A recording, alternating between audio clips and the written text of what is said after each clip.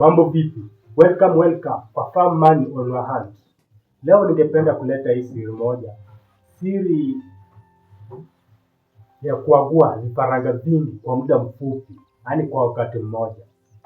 Najua kuna wengi wao ambao hawafahamu hii siri, lakini leo hii niko hapa kwa ajili ya kuwaletea hiyo siri ya kuagua vifaranga vingi kwa muda mfupi, yaani kwa pamoja. Si lazima utumie kuku kwa ajili ya kuagua vifaranga, unaona. Kwa hivyo leo ningependa unitazame mwanzo hadi mwisho ili uweze kujua mbinu gani utafanya ili uweze kuwa na vifaranga vingi kwa muda mfupi. Kwa hivyo siku ya leo hii ningependa kuwapatia siri. Cha kwanza, unatafuta box yako.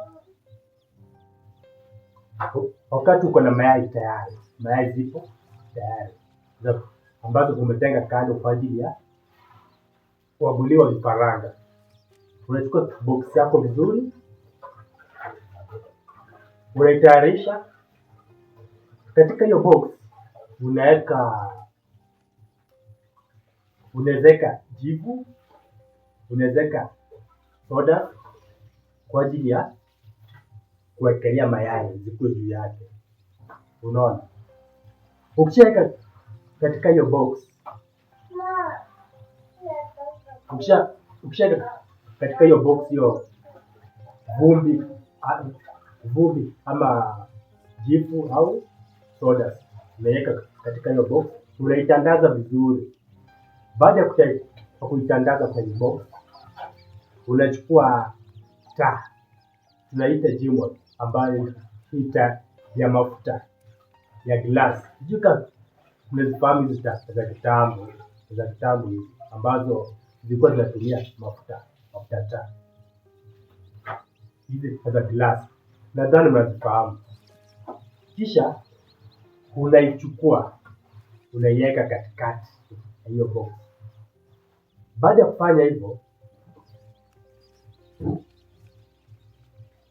baada ya kuiwasha, unachukua nini? Mayai zako ambazo ulikuwa umezitenga kwa ajili ya kuzitotolesha, kwa ajili ya kuziagua, unaona. Unazipanga katika hiyo box, unazizungusha. Wakati Jimol liko wapi? Katikati. Unapanga mayai zako vizuri. Ukishapanga, unachukua mkebe wa maji, unaweka ndani ya hiyo box,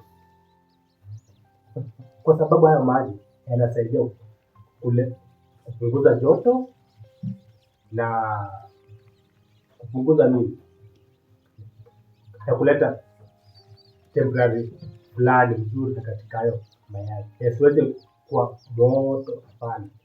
Kwa hivyo hayo maji yanapunguza hiyo joto ya hiyo Jimol, hiyo taa ambayo inawaka huko ndani. Ukishafanya hivyo, unahakikisha kila siku unayazungusha mayai. Mara ngapi? Mara 3, 3 times per day, kwa siku 18. Namaanisha hivi, hayo mayai unayageuza kwa siku mara 3. Kwa siku ngapi? Siku 18. Unaona? Kwa siku 18 hivyo, ukishazungusha, unaacha. Kisha utakuwa wewe haja yako itakuwa tu kupunguza ile speed ya moto, kupunguza hiyo taa, kwa sababu niko na kidude cha kufanya nini, cha kupunguza. Unapunguza kiasi, unasogeza juu baadaye.